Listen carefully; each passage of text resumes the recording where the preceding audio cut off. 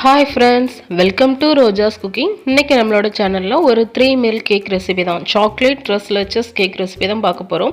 நம்ம சேனல்ல already gulab jamun Tresleches cake, அதே மாதிரி ரோஸ் மில்க் Tresleches cake தான் அப்லோட் பண்ணிருக்கோம். உங்களுக்கு தேவையான டிஸ்கிரிப்ஷன் பாக்ஸ்ல லிங்க் கொடுக்கிறேன், செக் பண்ணிக்கோங்க. இன்னைக்கு Chocolate Tresleches cake. வாங்க இது எப்படி செய்யறதுன்னு வீடியோக்குள்ள போய் பார்க்கலாம். அதுக்கு முன்னாடி நீங்க நம்மளோட சேனலை சப்ஸ்கிரைப் பண்ணனும்னா கண்டிப்பா சப்ஸ்கிரைப் பண்ணி பக்கத்துல இருக்க பெல் பட்டனை கிளிக் பண்ணிக்கோங்க. ஃபர்ஸ்ட் இது செய்யறதுக்கு நம்ம கேக் பேட்டர் ரெடி பண்ணிக்கலாம். அதுக்கு ஒரு dry பவுல்ல அரை கப் அளவுக்கு பவுடர் பண்ண சுகர் வந்து நான் சேர்த்துக்கிறேன். அது கூடவே ஒரு 6 டேபிள் ஸ்பூன் ஆயில் சேர்த்துக்கிறேன். நான் நார்மலான சன்ஃப்ளவர் ஆயில் தான் எடுத்துருக்கேன். அப்புறம் இதுலயே 1 டீஸ்பூன் வெனிலா எசன்ஸ் வந்து சேர்த்துக்கலாம். சேர்த்துட்டு இது எல்லாத்தையுமே நல்லா மிக்ஸ் பண்ணிக்கோங்க. ஒரு விஸ்க் யூஸ் பண்ணி நல்லா மிக்ஸ் பண்ணி எடுத்துக்கலாம். அந்த சுகர் நல்லா கரைஞ்சி மிக்ஸ் ஆகணும். அந்த மாதிரி மிக்ஸ் பண்ணிக்கோங்க. நல்லா மிக்ஸ் பண்ணதுக்கு அப்புறமா இதுல வந்து ஒரு சலடை வச்சுட்டு 1 கப் + 2 டேபிள் ஸ்பூன் அளவுக்கு மைதா மாவு நான் இதில் சேர்த்துக்கிறேன். அது கூடவே 1 teaspoon baking powder, 1 pinch baking soda, 1 pinch உப்பு, அப்புறமா ஒரு 3 டேபிள் ஸ்பூன் கோகோ பவுடர் வந்து சேர்த்துக்கலாம். Dark cocoa powder, light cocoa powder எது எடுக்கிறதா இருந்தாலும் 3 டேபிள் ஸ்பூன் சேர்த்துக்கோங்க, சரியாக இருக்கும். எல்லாம் சேர்த்து நல்லா சளிச்சிக்கலாம். கட்டி இருந்தால் உடச்சி விட்டு நல்லா சளிச்சு எடுத்துக்கோங்க. நல்லா சளிச்சதுக்கு அப்புறமா இதை லைட்டாக மேலே மிக்ஸ் பண்ணிக்கிறேன். அப்புறம் இதை தனியாக வச்சிடலாம். அப்புறம் இன்னொரு இதில் வந்து பால் வந்து எடுத்திருக்கேன். 1 கப் அளவுக்கு லைட் சூடான பால் எடுத்திருக்கேன். அதிலே 1 டீஸ்பூன் வினிகர் சேர்த்துருக்கேன். சேர்த்து நல்லா மிக்ஸ் பண்ணிக்கோங்க. நான் சூடாக இருக்கிறதுனால அது உடனே நல்லா திரிஞ்சு வந்துடும். நல்லா திரிஞ்சதுக்கு அப்புறமா இதை வந்து நம்ம கேக் பேட்டர் இருக்குல்லையோ அதில் வந்து கொஞ்சம் கொஞ்சமாக சேர்த்து நல்லா மிக்ஸ் பண்ணிக்கலாம். கட்டி எதுவுமே இல்லாத மாதிரி மிக்ஸ் பண்ணிக்கோங்க. நான் வீடியோ வந்து ஸ்பீட் பண்ணியிருக்கனால உங்களுக்கு ஸ்பீடாக தெரியும். பட் நல்லா ஸ்லோவாகவே மிக்ஸ் பண்ணிக்கோங்க. உங்களால் எவ்வளோ முடியுமோ அந்தளவு ஸ்லோவாக மிக்ஸ் பண்ணிக்கணும். கட்டி இல்லாமல் மிக்ஸ் பண்ணிக்கணும். இப்போ பாருங்கள், நான் வந்து நல்லா மிக்ஸ் பண்ணி எடுத்துட்டேன். நம்மளோட கேக் பேட்டர் வந்து சூப்பராக ரெடி ஆகிடுச்சு. நம்ம அந்த சூடான பால் சேர்க்கும் போது நம்மளுக்கு அந்த சாக்லேட் ஃப்ளேவர் வந்து சூப்பராக கிடைக்கும்.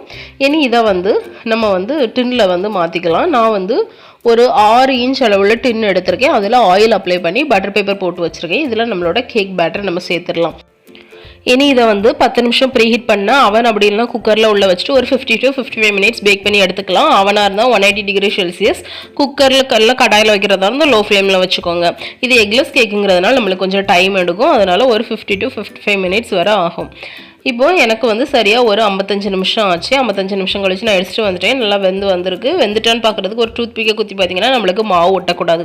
இனி கேக்கை நல்லா ஆற வச்சிடலாம். அடுத்து நம்மளுக்கு மில்க் சிரப் ரெடி பண்ணிக்கலாம். அதுக்கு ஒரு பவுலில் அரை கப் கண்டென்ஸ்டு மில்க் சேர்த்துருக்கேன். அதுலேயே அரை கப் அளவுக்கு ஃப்ரெஷ் க்ரீம் சேர்த்துக்கலாம். அதுக்கப்புறமா ஒரு கப் அளவுக்கு நான் பால் சேர்த்துக்கிறேன்.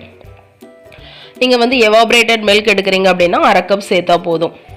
இது எல்லாத்தையும் சேர்த்து நல்லா கலந்து விட்டுடலாம். நான் வந்து அரை கப் கண்டென்ஸ் மில்க் சேர்த்துருக்கேன். உங்களுக்கு சுகர் வந்து கம்மியாக இருந்தால் போதும்னு நினச்சிங்கன்னா நீங்கள் ஒரு 1/3 கப் சேர்த்தாலும் சரிதான். அடுத்து இதில் சாக்லேட் ட்ரெஸ்லாம் செய்ய போகிறோம். அதனால நான் வந்து சாக்லேட் சிரப் வந்து கொஞ்சம் தேவையான அளவு சேர்த்து அதையும் கலந்து எடுத்துக்கிறேன். நீங்கள் வந்து சாக்லேட் கனாஷே கூட இதுக்கு பதிலாக யூஸ் பண்ணிக்கலாம். நல்லா மிக்ஸ் பண்ணிவிட்டு இதையும் நம்ம தனியாக வச்சிடலாம். அடுத்து நம்மளுக்கு வந்து கேக் நல்லா ஆறுனதுக்கப்புறமா நல்லா சைட்லலாம் ரிமூவ் பண்ணிவிட்டு கேக்கை வெளியில் எடுத்து பட்டர் பேப்பரையும் ரிமூவ் பண்ணிக்கோங்க.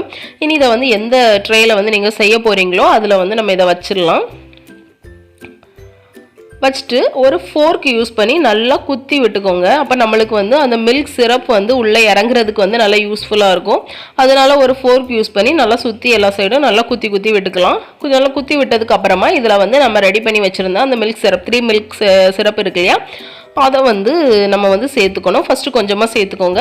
அதுக்கப்புறமா அது அப்சர்வ் பண்ணதுக்கப்புறமா மறுபடியும் கொஞ்சம் சேர்த்துக்கோங்க. இது வந்து எக்லெஸ் கேக்குங்கிறதுனால கொஞ்சம் டைம் எடுக்கும். நம்ம வந்து எக் வச்சு செஞ்சுருந்தா உடனே அப்சர்வ் ஆயிரும். எக்லெஸ் கேக்குங்கிறதுனால நம்மளுக்கு கொஞ்சம் டைம் எடுக்கும். இது வந்து பால் சேர்த்துட்டு இதை கொஞ்சம் நேரம் ஃப்ரிட்ஜில் வச்சு எடுத்துகிட்டு வந்துடலாம். அதுக்கப்புறமா இதில் வந்து ஒரு 1/4 கப் அளவுக்கு விப்பிங் க்ரீம் வந்து நான் சேர்த்துருக்கேன். ஒரு பைப்பிங் பேக்கில் சேர்த்துட்டு கொஞ்சத்துக்கு தடியாக கட் பண்ணி இந்த மாதிரி நான் வீடியோவில் காட்டுற மாதிரி வச்சு எடுத்துக்க போகிறேன். கொஞ்சமாக பால் தான் நான் வந்து மீதி வச்சிருக்கேன். வேற எல்லா மில்க்குமே நான் இதில் சேர்த்துட்டேன். இந்த மாதிரி நல்லா ஃபுல்லாக வச்சதுக்கு அப்புறமா கடைசியாக கொஞ்சமாக சாப் பண்ண பிஸ்தாச்சியோஸும் கொஞ்சமாக ட்ரை ரோஸ் பெட்டல்ஸும் சேர்த்துக்கலாம். அதுக்கப்புறமா கொஞ்சம் சாக்லேட் வந்து நான் கிரேட் பண்ணி சேர்த்துக்கிறேன். அவ்வளோதான் நம்மளோட சாக்லேட் ட்ரெஸ்லெச்சஸ் கேக் வந்து சூப்பராக ரெடி ஆயிருச்சு. கண்டிப்பாக எல்லாருமே கண்டிப்பாக ட்ரை பண்ணி பாருங்கள். நீங்கள் வந்து மில்க் கேக் இது வரை செஞ்சது இல்லை அப்படின்னா கண்டிப்பாக ட்ரை பண்ணி பாருங்கள். ரொம்பவே டேஸ்ட்டாக இருக்கும். அதுலேயும் சாக்லேட் ட்ரெஸ்லெச்சஸ் கேக்கு ரொம்ப டேஸ்ட்டாக இருக்கும். கண்டிப்பாக ட்ரை பண்ணி பாருங்கள். கடைசியாக நீங்கள் வந்து சர்வ் பண்ணும்போது மீதி இருந்த பாலை வந்து ஊற்றிட்டு அதுக்கப்புறமா சர்வ் பண்ணுங்கள். அப்போ வந்து நல்லா டேஸ்ட்டாக இருக்கும். இந்த வீடியோ உங்களுக்கு பிடிச்சிருக்கும் நம்பரே. பிடிச்சிருந்தா லைக் பண்ணுங்கள், ஷேர் பண்ணுங்கள், சப்ஸ்கிரைப் பண்ணுங்கள். இன்னொரு ரெசிபியோட உங்களை மீட் பண்ணுறேன். பாய்.